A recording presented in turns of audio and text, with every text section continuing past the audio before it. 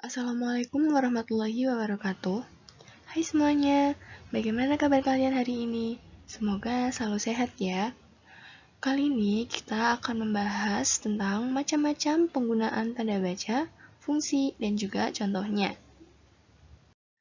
Pengertian tanda baca.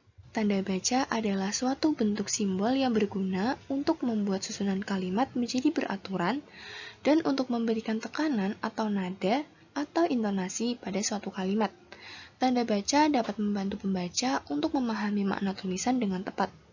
Bayangkan saja, jika tulisan dibuat tanpa tanda baca, pasti tulisan tersebut akan membuat bingung. Macam-macam tanda baca. Tanda baca terdiri dari tanda titik, tanda koma, tanda seru, tanda tanya, tanda titik koma, tanda titik dua, tanda elipsis, tanda hubung, tanda pisah, tanda kurung siku, tanda garis miring, tanda apostrof, tanda petik, dan juga tanda petik tunggal. Penggunaan tanda baca titik.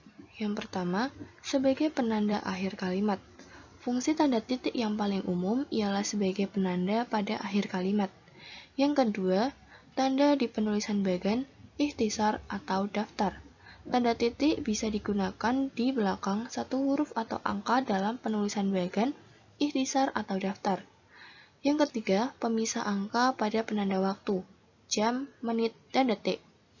Tanda titik juga dapat digunakan sebagai pemisah angka jam, menit, dan detik.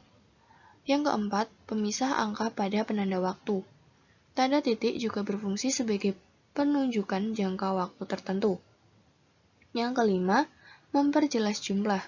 Tanda titik digunakan untuk memperjelas bilangan ribuan atau kelipatannya. Yang keenam, peran dalam penulisan referensi. Dalam penulisan daftar pustaka, tanda titik digunakan setelah nama penulis, judul tulisan yang tidak mengandung tanda seru atau tanda tanya, dan tempat terbit.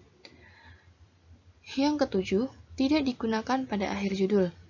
Tidak boleh menggunakan tanda titik pada akhir judul karangan atau artikel yang merupakan kepala karangan. Yang kedelapan, tidak digunakan pada kepala surat. Tanda titik tidak diperbolehkan di belakang alamat pengirim dan penerima surat, nama pengirim dan penerima surat, dan tanggal surat. Inilah contoh penggunaan tanda baca titik.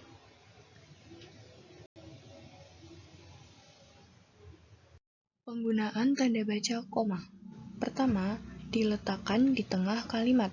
Tanda ini sangat sering digunakan pada tengah-tengah kalimat. Yang kedua, perbandingan kalimat. Tanda koma berperan dalam membentuk sebuah kalimat perbandingan. Yang ketiga, memisahkan anak kalimat dengan induk kalimat. Tanda koma juga dipakai untuk memisahkan anak kalimat dari induk kalimatnya, dengan catatan jika anak kalimatnya mendahului induk kalimat. Yang keempat, pemisah partikel. Tanda koma dipakai untuk memisahkan partikel dengan inti kalimat. Yang kelima, kata penghubung antar kalimat. Wajib meletakkan tanda koma di belakang kata atau ungkapan yang menjadi penghubung antar kalimat. Yang keenam, identitas yang ditulis berurutan. Maksud identitas itu ialah penulisan nama dan alamat, bagian alamat, tempat dan tanggal, serta nama tempat dan wilayah yang ditulis secara berurutan harus memakai tanda koma. 7. Memisahkan petikan langsung. Kalau kamu menemukan percakapan dalam sebuah cerita, baik di cerpen atau novel, tanda koma dipakai untuk memisahkan petikan langsung dari bagiannya yang lain dalam kalimat. Yang kedelapan, catatan kaki. Dalam penyusunan catatan kaki, tanda koma digunakan dalam penyusunannya. 9. Penulisan daftar pustaka. Pada penyusunan daftar pustaka, tanda koma berfungsi sebagai pemisah bagian nama yang dibalik susunannya. 10. Penulisan bilangan. Tanda koma dalam hal ini dipakai pada angka persepuluhan atau bisa dipakai di antara rupiah dan sen yang dinyatakan dengan angka. 11. Penulisan gelar. Dalam penulisan gelar akademik, tanda koma dipakai di antara nama orang dan gelar yang mengikutinya untuk membedakan dari singkatan nama diri, marga, atau keluarga. 12. Kalimat bertingkat. Tanda koma juga berperan dalam kalimat bertingkat. Ia dipakai untuk mengapit keterangan tambahan yang sifatnya tidak membatasi. 13. Menghindari salah baca. Ternyata tanda koma berfungsi juga untuk menghindari salah baca atau salah penafsiran. Tanda ini digunakan di belakang keterangan yang terdapat pada awal kalimat. 14. Tidak digunakan untuk pemisahan petikan langsung. Tanda koma tidak dipakai untuk memisahkan petikan langsung dalam kalimat jika petikan langsung diakhiri tanda tanya atau tanda seru. Inilah contoh penggunaan tanda baca koma.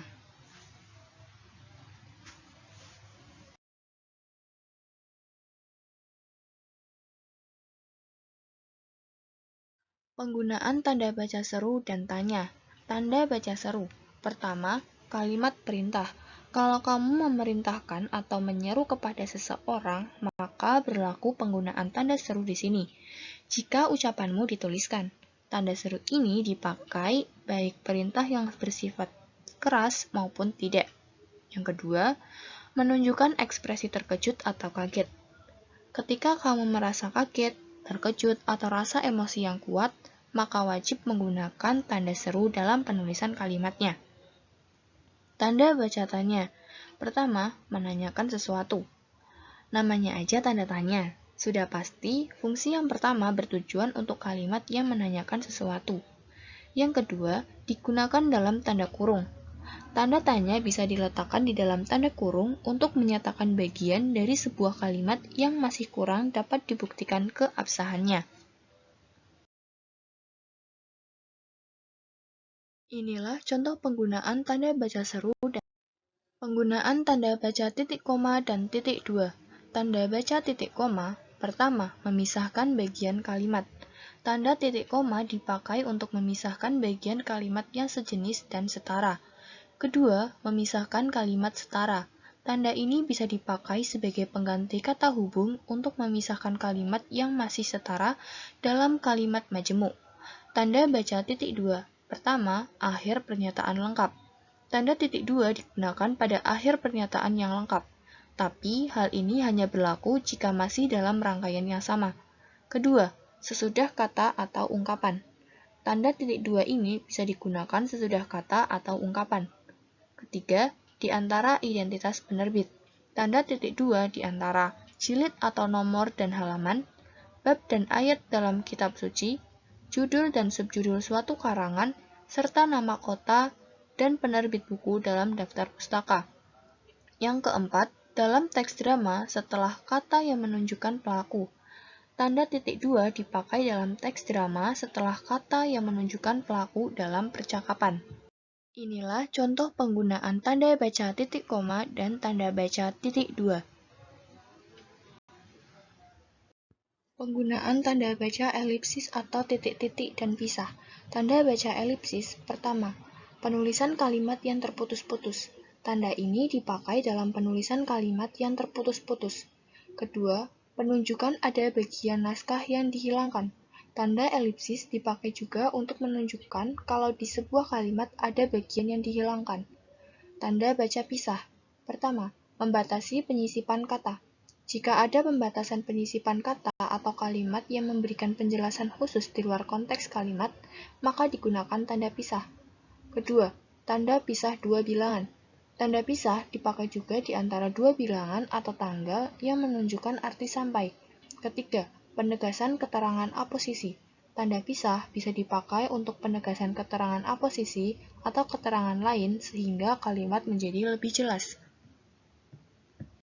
Inilah contoh penggunaan tanda baca elipsis dan tanda baca pisah. Penggunaan tanda baca hubung. Pertama, menyambung huruf dan penulisan tanggal. Tanda hubung dipakai untuk menyambung huruf dari kata yang dieja satu persatu dan digunakan juga pada penulisan tanggal. Kedua, menyambung suku. Tanda hubung berfungsi untuk menyambung suku dari kata dasar dan imbuhan yang terpisah oleh pergantian baris. Ketiga, memperjelas hubungan. Tanda hubung dipakai untuk memperjelas hubungan bagian kata atau ungkapan, serta penghilangan bagian kelompok kata. 4. Menyambung unsur kata ulang. Tanda hubung dipakai untuk menyambung unsur kata yang berulang. 5. Merangkai unsur bahasa Indonesia dengan bahasa asing. Dalam rangkaian unsur bahasa Indonesia dengan bahasa asing juga diperlukan tanda hubung. 6. Merangkai kata depan dengan huruf kapital. Tanda hubung juga dipakai untuk merangkai se dengan kata selanjutnya dengan awalan kapital, ke dengan angka dengan an, singkatan huruf kapital dengan imbuhan atau kata, dan nama jabatan rangkap. Inilah contoh penggunaan tanda baca hubung. Penggunaan tanda baca kurung dan kurung siku. Tanda baca kurung. Pertama, mengapit angka. Kamu bisa memakai tanda baca kurung untuk digunakan mengapit angka atau huruf yang merinci suatu urutan. Kedua, mengapit huruf. Tanda kurung dipakai mengapit huruf atau kata yang kemunculannya di kalimat dapat dihilangkan. Ketiga, mengapit keterangan. Kamu juga bisa menggunakan tanda kurung untuk mengapit keterangan atau penjelasan yang bukan bagian pokok dari sebuah kalimat. Keempat, tambahan keterangan. Untuk menjelaskan keterangan yang berupa abreviasi digunakan pula tanda kurung. Tanda baca kurung siku. Pertama, mengapit keterangan. Tanda kurung siku dipakai untuk mengapit keterangan yang ada di kalimat penjelas. Nah, kalimat penjelas ini sebelumnya sudah bertanda kurung. Yang kedua, mengapit huruf, kata, atau kelompok.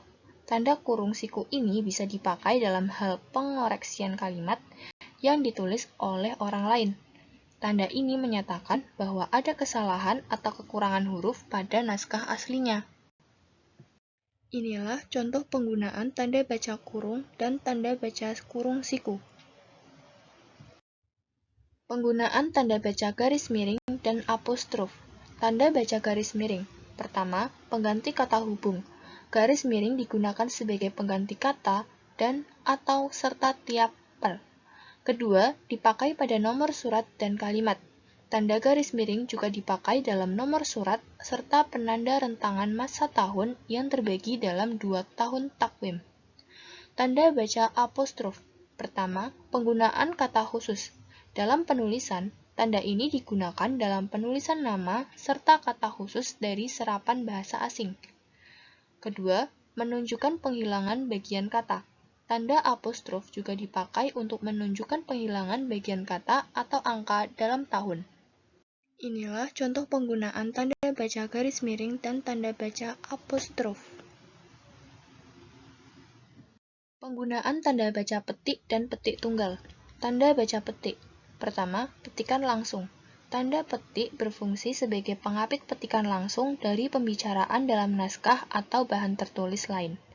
Kedua, penutup kalimat. Tanda petik dipakai sebagai tanda baca ungkapan yang dipakai dengan arti khusus pada ujung atau bagian kalimat. Ketiga, mengapit istilah ilmiah. Tanda ini juga bisa dipakai untuk mengapit istilah ilmiah yang kurang dikenal atau memiliki arti khusus. Keempat, mengapit judul. Tanda petik dipakai untuk mengapit judul syair, karangan, atau bab buku yang dipakai dalam kalimat. Tanda baca petik tunggal. Pertama, mengapit makna. Tanda petik tunggal dipakai untuk mengapit petikan yang ada di dalam petikan lain. Kedua, mengapit petikan di dalam petikan lain.